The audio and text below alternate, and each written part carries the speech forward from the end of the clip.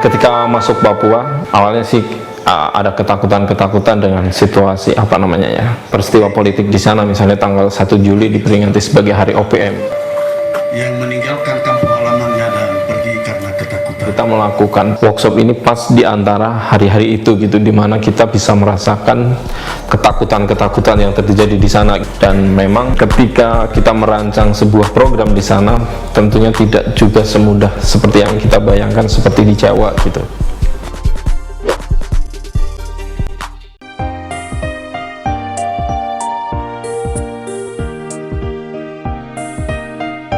Di Ambon waktu saya ke sana itu kami dibantu oleh mitra lokal Humanum, di mana mereka itu sudah berkoordinasi dengan kepala desa dari Batu Merah, sekretaris desa dari Batu Merah, dan juga bapak pimpinan gereja Betel Mardika. Tapi memang untuk awal peserta sekolah remaja, anak-anak dari Batu Merah dan juga anak-anak dari Mardika ini tidak bisa langsung bersatu, karena memang mungkin yang dikhawatirkan dari orang-orang tua ini adalah bahwa masih ada sifat atau keadaan traumatis yang tersisa dalam diri anak-anak itu. Tapi pas saat perkenalan lagi udah langsung baur, memperkenalkan apa program kita, mengenalkan istilahnya dari mulai yang sifatnya kualitatif dan sifatnya teknis. Itu semua cepat, hanya mencari waktu.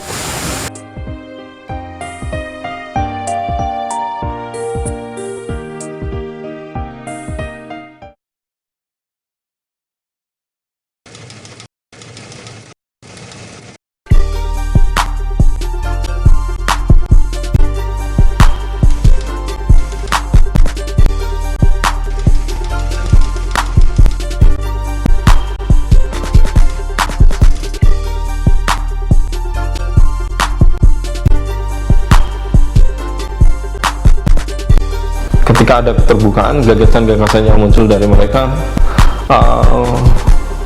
kadang luar biasa gitu, kadang sesuatu yang tidak pernah kita bayangkan kemudian muncul gitu di situ. Dan bayangan kami gitu tentang Papua yang mungkin dengan dengan stigma yang beredar dari masyarakat bahwa mereka keterbelakang dan sebagainya, tapi ketika di sana ternyata mereka ketika bicara justru luar biasa gitu, dan kritis terhadap persoalan-persoalan yang terjadi di antara mereka sendiri atau persoalan-persoalan yang ada di lingkungan mereka gitu. Memperkenalkan mereka dengan kamera dan video itu salah satu upaya kita untuk membuat mereka peka terhadap lingkungan sekitar mereka, dengan mengajari mereka bagaimana teknis, terus kemudian bagaimana video ini bisa digunakan sebagai media untuk menyuarakan apa yang terjadi di sekitar mereka.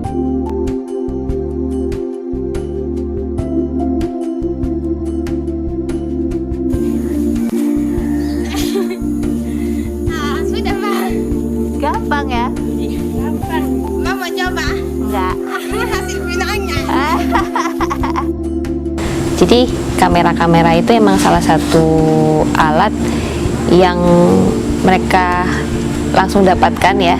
Melihat kamera kemudian fungsinya apa itu di hari pertama. Terus kita games pakai kamera.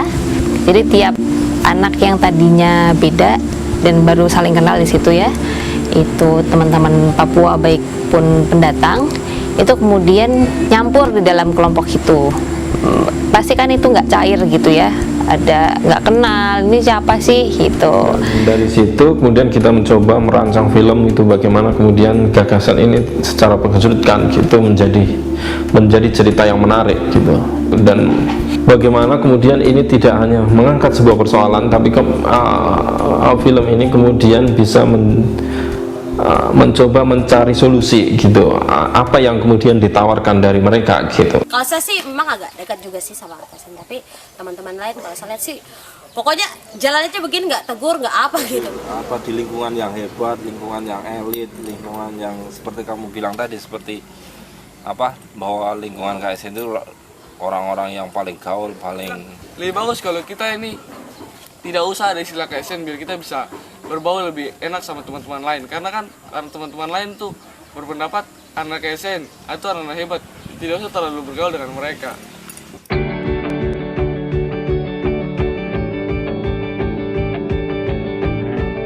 Dan dalam tahapan-tahapan kita untuk mengimplementasikan program sekolah remaja ini, setelah kita benar-benar menjalin pengertian dengan berbagai macam pihak, ternyata orang-orang tua itu pun melakukan timbal balik yang sama. Setelah mereka punya bayangan, punya visi akan manifestasi apa sih dari ide-ide anak-anak ini yang akan kita gerakan bersama, bagaimana mereka mendukung dalam setiap tahapannya, mereka menyediakan tempat. Dari sini saya melihat bahwa proses kedekatan ini bukan hanya kita dan keluarga dari mereka, tapi ternyata keluarga dari mereka, orang tuanya juga ke anak-anak yang tadinya maaf kata tadinya jadi musuh dalam konflik itu. Ending, setelah sampai di rumah kami disambut sangat isak tangis dari ayah saya. Ayah betul? Ya. Bang, makasih lah suatu kita pada anak ini pulang.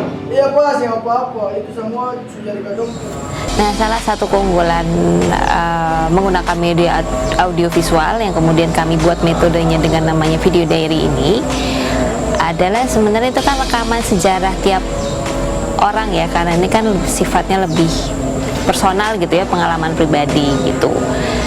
Yang dibuatnya mungkin dalam suatu waktu, dalam 1 bulan gitu, tapi kan umurnya sebenarnya sangat panjang gitu, karena dia bisa diputar terus sampai kemudian bertahun-tahun setelah itu. Mereka bisa menyampaikan gagasan, mereka bisa mengajak berkegiatan positif bersama teman-teman mereka, itu bisa mereka tularkan, mereka suarakan, terus kemudian mereka sebarkan ke teman-teman yang lain. Mereka bisa membuat satu video diary lanjutan. Yang menarik adalah dampak-dampak yang kemudian terjadi ke depan gitu ya. Kita sekarang aja baru ngomongin hasil setelah sekitar 3 bulan kita workshop di sana. Jadi sebenarnya bisa sangat luas lagi gitu. Tapi kalau mau ngelihat dampaknya untuk secara luas, kita perlu waktu, dan itu kita tunggu aja sampai kemudian entah bertahun-tahun lagi gitu. Aku pikir karena proses itu tidak bisa secara instan terjadi ya gitu. Ini pertama kalinya media yang namanya video dijadikan alat untuk bisa bersikap, alat untuk bisa bercerita. Walaupun itu dikonstruksi ya, tapi kekuatan dari perdamaian yang dibangun oleh mulai dari remaja-remaja ini sebagai tonggaknya kota Ambon di masa depan, mereka akan tetap melanjutkan perdamaian dan keharmonisan hubungan yang seperti ini. Dan aku yakin kesinambungan ini dan harapan juga ya, bukan hanya yakin tapi harapan juga akan terus berjalan. Kita tidak bisa berharap gitu ini dengan film ini 1 hari 2 hari persoalan itu akan selesai, tapi ini proses yang akan terus berlangsung gitu. Bagaimana kemudian mereka memperbincangkan ulang apa persoalan-persoalan itu dalam forum-forum atau dalam kelompok-kelompok baik kecil maupun besar, kemudian mencari sesuatu dari situ gitu. Mungkin itu kedamaian yang mari Bapak tercipta dan sempurna oleh kita sendiri. Semangat yang ada sekarang tidak mati. Kita dorong dalam keterbatasan mereka, kita dorong dalam keterbatasan kita untuk terus berjuang demi sebuah perubahan. Beberapa waktu terakhir ini tidak hanya sampai di sini, tapi bisa ada terus kelanjutan dan perjuangan untuk menuju perubahan yang lebih baik bagi bangsa. Kita harus mengawali dari kesadaran, dan itu dibentuk lewat keluarga. Dengan kerjasama, baru kita bisa maju ke depan.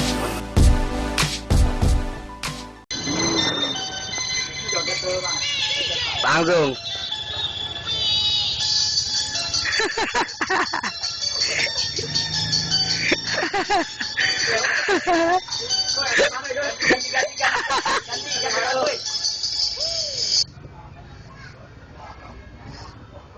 Kok nggak nyala sih tolong kleng?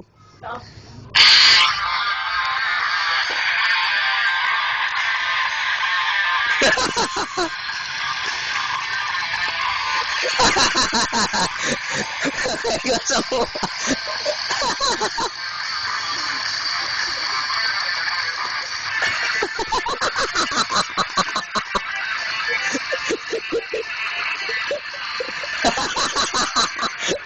Ayo, terus.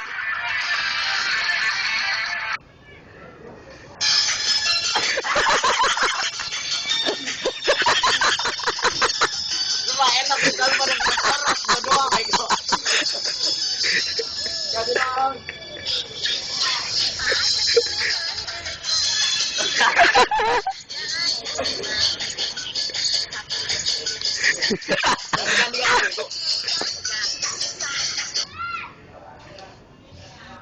Mama ama pling.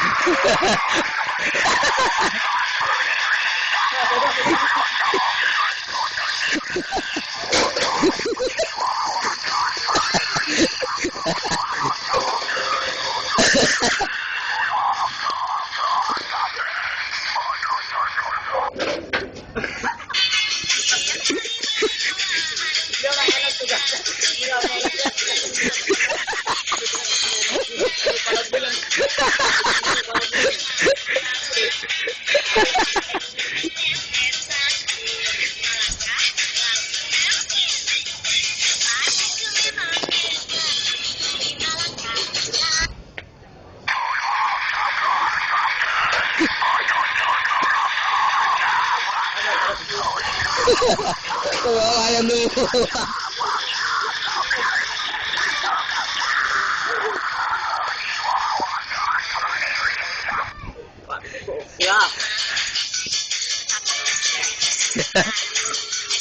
Mana Kak Depi? Kak Depi. Lah sekolah. Bego semua tuh, bego semua.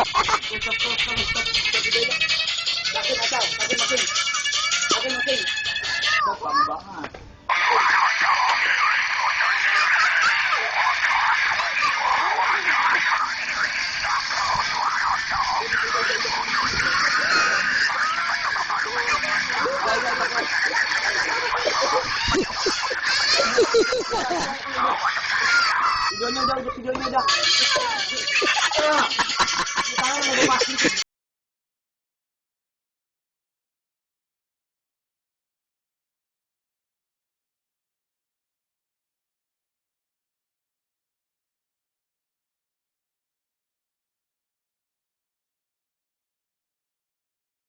Sallallahu alaihi wasallam Islam ala khamsin syahadatan la ilaha illallah wa iqamus shalah wa shaum ramadan wa ita'iz zakah wa hajjul baiti min awhidul bait man istata'a ilaihi sabil.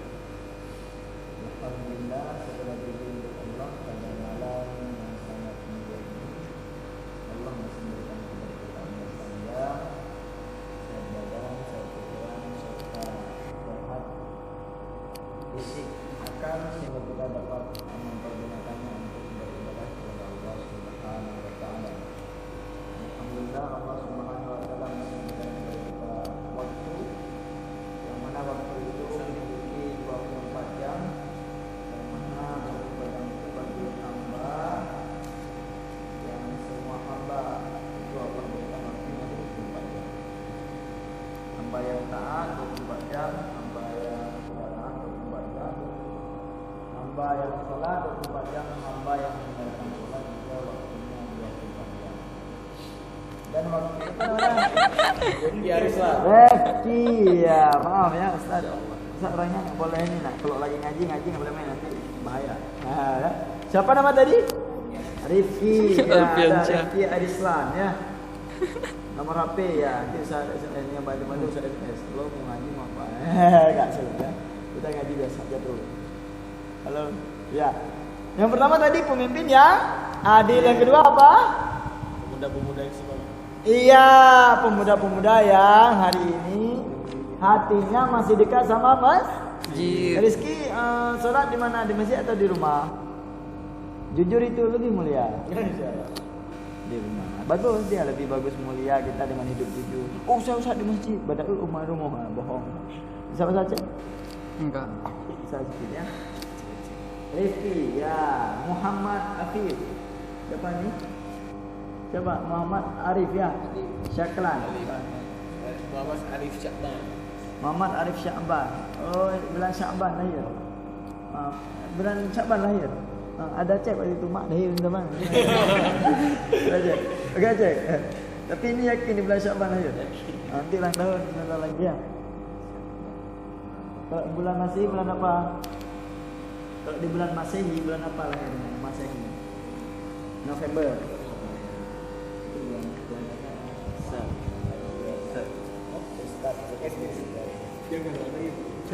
Nanti. Tebal kali.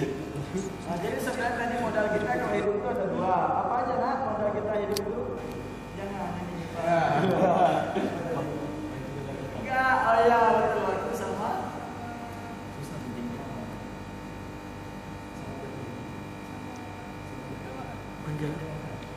Waktu sama iman dan takwa. Jadi rezeki dus.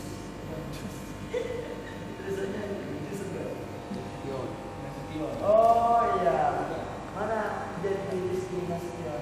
Ya, ada. Jangan ada cek. Dari lahir. Ada cek.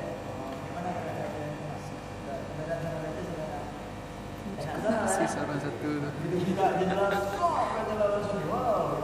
Beda ada. Ustaz, ada tapi insyaallah tidak pernah. Benar tidak pernah mau Ustaz. Ada pun insyaallah antara hari juga. Tapi sini ramai kalau cuma orang. Masa 1 2 3 4 mana 4. Kita belum. M Nur, M Anwar Nawawi, ya Hanam Hawari.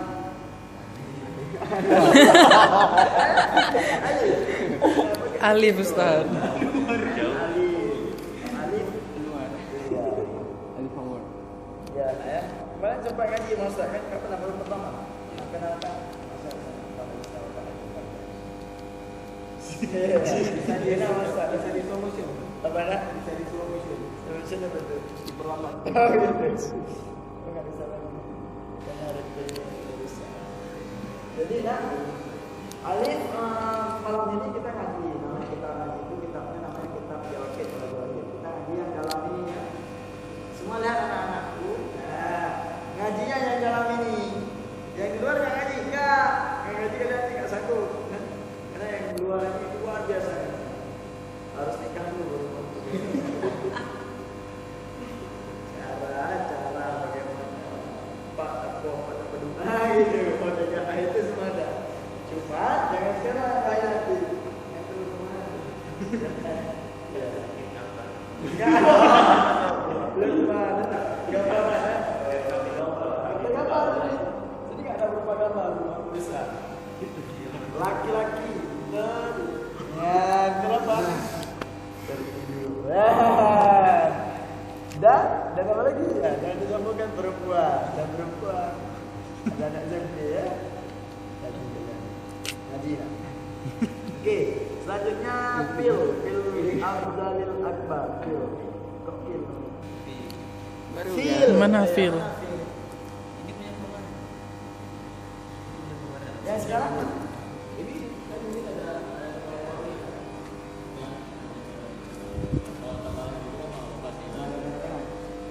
feeling kemarin konser dari Kurmani datang. Kemana?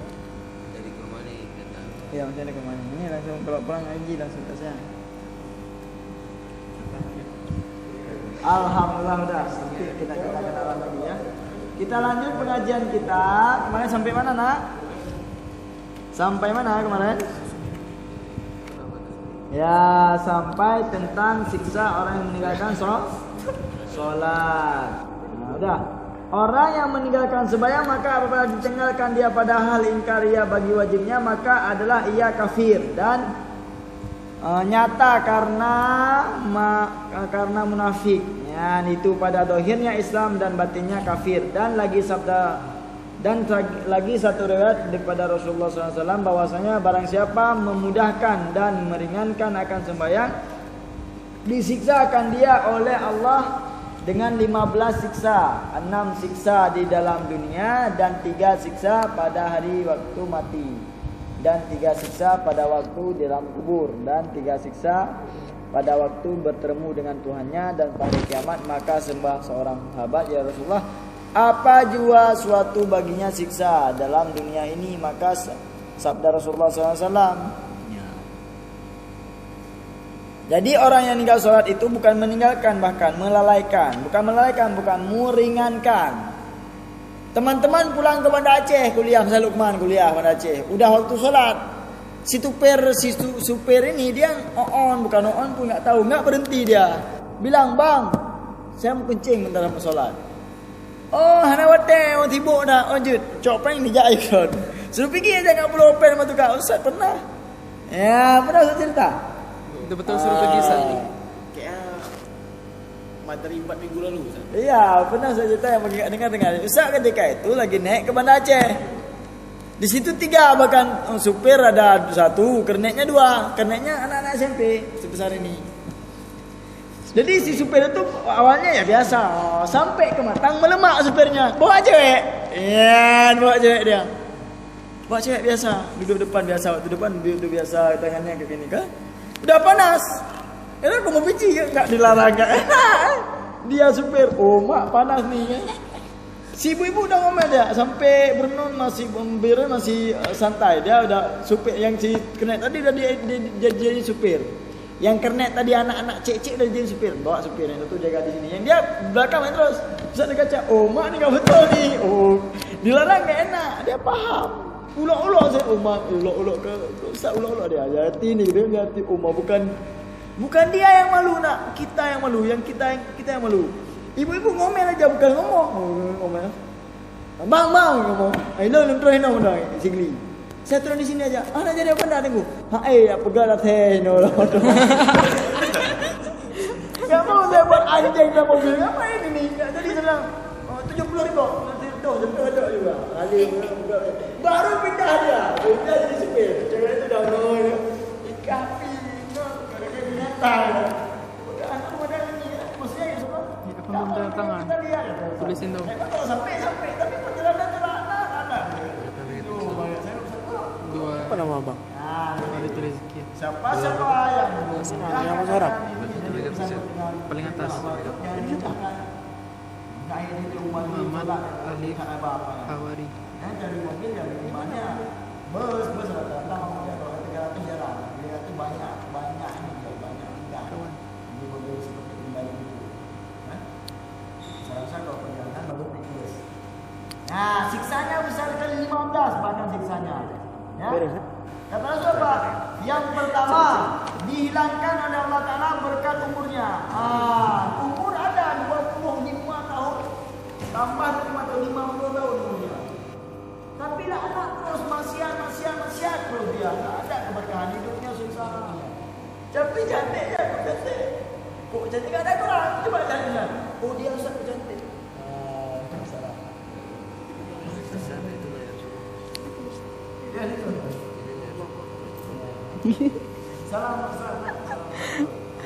Salam Ustaz.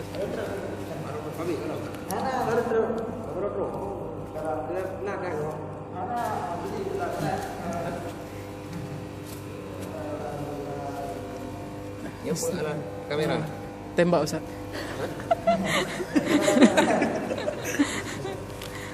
Lanjut. Kita apa? Kita jawati. Jadi apa? Jadi kan jual ini. Jadi bidang kita sekali.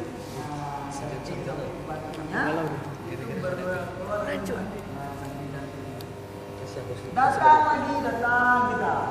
Enggak di depan istana bidadari kan. Banyak lagi ya. Bidadari ya, cantik banyak. Oh, cantik bidadari sungkan kan bidadari. Saya bukan pel di sana bidadari. Bukan pel saya bidadari. Begitu dibuka pintu, mau dibuka pintu, jumpa bidadari kita sudah hak untuk bidadari kena kita jadi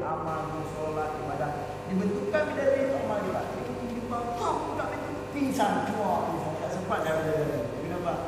Karena cantik sekali dari belum, jadi nggak ada kekurangan. Nah, kalau kita ada kekurangan, ceweknya cantik tapi berkutu.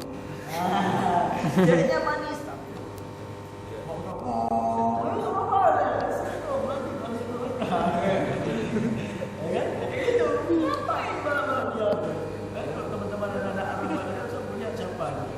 Ada nih balap liar nih.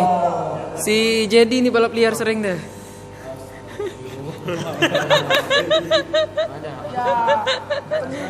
Juara berapa? Jangan balap liar. Bukan dapat punya malu. Kita posisi balap liar itu kita simpan kumpulnya para setan.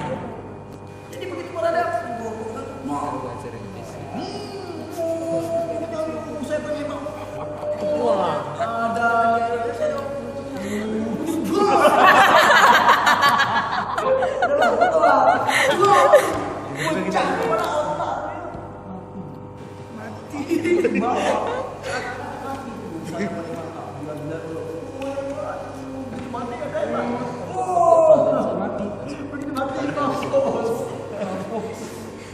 lari dia anak Umar kasihan di bawah mampus dia lari bisa mati itu datang Ustaz di kafani dulu dia sombong dia juga Ustaz dia ada lagi dan kita Ustaz itu ini anak luar biasa ya ketika kami dua mengajar dia nggak oke pada juga oke yang punya dosen tolong sebab kita bisa betul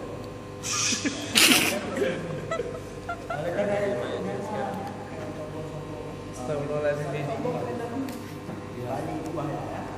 Bali. Astagfirullahaladzim. Ya, yang pertama mati kita kalau misalkan kita sholat dan kubur disempitkan Allah Taala akan kuburnya. Oh mana kubur sempit gimana?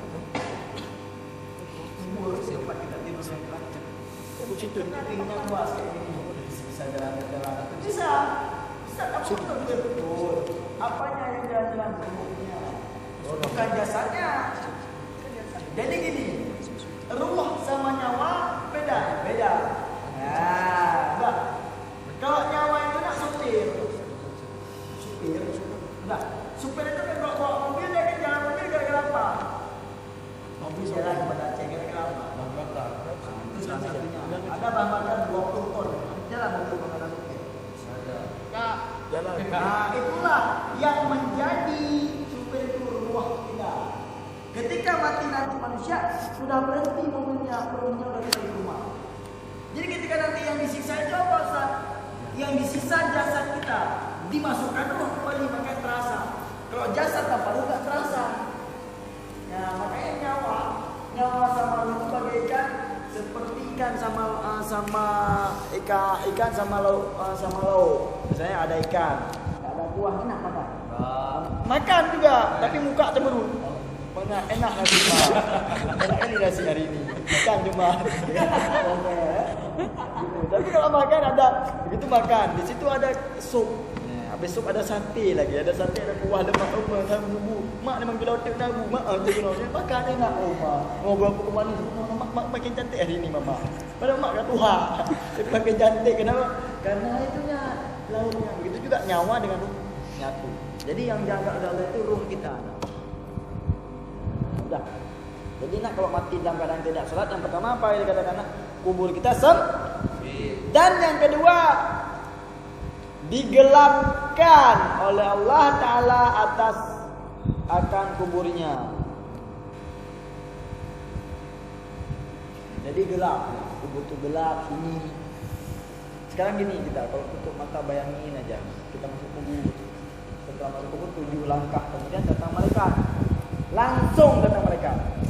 Begitu datang malaikat, anak ini dia sholat, dia perintah hari ini nak kenapa orang bejibun rame bahkan bondong-bondong. Baru kemarin aja Ustaz subhanallah ada yang nikah gratis. Anak penima. Sudah berzina, dapat perawan, enggak tahu masalah perawan tidaknya, yang penting dapat tuh ya. Yang lucunya bukan cerita ini, maaf ini yang SMP kita di sini nak lepas pikiran ke positif, ada negatif. Ya, ini udah dewasa ya, belajar ngaji ya. Jadi mereka melakukan hal seperti itu yang pertama karena mereka tidak dekat ke sini. Ada yang bahkan dia santri kan, yang dilakukan ini santri. Contoh apa? Bukan kecil, bukan kelompok Damora. Banyak itu kejadian yang aneh-aneh. Ada yang santri. Bukan kita jadikan Damora. Namanya iman. Iman itu nak naik turun. Kalau iman kita beda dengan iman malaikat, naik iman malaikat. Iman yang stabil siapa? Imannya Rasul. Iman Rasul itu stabil, nggak naik-naik. Kok bisa ada ibadah kayak gitu lah Nabi? Nabi itu dia balancing, ya, stabil. Ada activity Nabi, mengaktifkan. Emang santri Damora gimana, Ustaz? Apa nak? Santri Damora. Oh ya, assalamualaikum. Oke. Tadi kan Damora tadi dia pakai ini nak, ya pakai jilbab. Pakai jilbab dia pengen ngintip wanita tidur. Mana sih wanita tidur gitu kan? Datang dia. Bukan usah cerita dia Damora. Ini ceritanya bagaimana santri itulah setan. Jadi dia nggak ada sapam. Ya. Aneh. Kok santri ya? Jalannya gini santri ya. Santri ke jalan berani. Santri lagi di jalan sini. Santri apa jalan pelan. Ini santri itu jalan pakai jilbab. Tenang. Itu dong sapam. Dek gitu kan. Atau ukti gitu. Ngapain? Pura-pura berdiri, makin jalan, makin dituduh, makin jalan. Kalau ceweknya berhenti, itu lihat kan, masa cewek mukanya. Ada kumis, apa betul gimana? Lari malah, wah lari, lari, wah kuntan. Lari kuntan, ada mantu mana? Ampun sih, maaf, ada maaf kan? Ada dua dulu, ada mama, nak yang tidur kenapa? Nanti ada maaf. Untuk kita tanya, maaf. Untuk kita agak tanya kalau tanya, mak mana betul maaf? Kita jawab apa mama kita kan? Nah, jadi kembali jadi kayak gitu ditangkap itu. Nah, itu santri tempat kita belajar untuk agama 24 jam Al-Quran bahkan dihafal. Tapi mereka juga diuji oleh Allah, setan dikirim oleh Allah. Pahala melawan itu. Yang begitu nggak dapat pahala, dosa. Kenapa? Karena dia tahu orang balik itu apa nak? Ini saya cerita orang balik. Tanda balik 3. Salah kalian nggak bawa buku. Kalau nggak udah bisa cetak. Otak itu sebentar gimana? Alamatul bulughi salasun.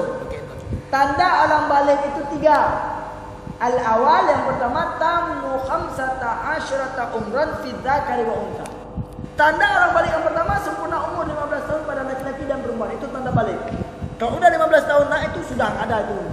Kita mati itu langsung dimasukkan neraka kalau kita mati dosa. Ada usaha ini masih kecil ini apa belum tahu apa-apa. Lihat cewek cantik dia itu. Apa-apa. Udah tahu itu. Iya, 15 tahun itu udah tahu. Ya itu, yang pertama. Yang kedua, al-ikhtilafu fid dzakari wa unsa. Ya. Mimpi kejar wanita malam. Itu begitu. Basah, nikmat itu. Tak perlu minta tu. Ya. Nah, apa? Nikmat. Itu udah ada yang pernah mimpi itu. Udah 2 kali. Malu Ustaz. Apa malu? Nikmat tu. Nanti wanita itu tak kita kenal dia. Dibawa ke mana-mana pergi kok itu beda air kencing dengan itu kan. Dia agak lengket. Itu mani namanya ya. Beda dengan madi. Kalau madi itu kecapean, keluar lendir. Madi. Keluarnya enak. Makanya enggak perlu Ustaz saya ingin tahu Ustaz, kayak mana sih itu? Enggak perlu tahu, waktu mimpi itulah kayak gitu yang disuruh oleh Allah. Nanti kalau ingin tahu bagaimana gaya itu di sini. Ya, di sini semua gaya ada, apa gaya. Bahaslah. Ini sikit aja sikit. Sikit aja ya. Kalian Lukman kita lebay. Nah, jadi malam pertama, malam pertama begitu datang istri, kita udah dengan istri ini tidur. Pertama nak kalau istri itu rambutnya dulu dipegang. Sudah pegang rambut, pegang gini ya. Udah pegang ini dia kantin ke telinganya bisi. Karena wanita 10-9 nafsu. Ini belum apa-apa, 15 menit udah ya isi pamnya aja ke mana. Wanita enggak suka dia yang ingin minimal 1 jam ya. Tapi kalau hari ini yang rutin ya mana bisa 1 jam apa udah gitu ya. Ya jadi kan sama wanita. Ilmu. Boleh nih, udah enggak lanjut lagi. Boleh Ustaz. Oh, kalau kayak gini semangat kali kelana.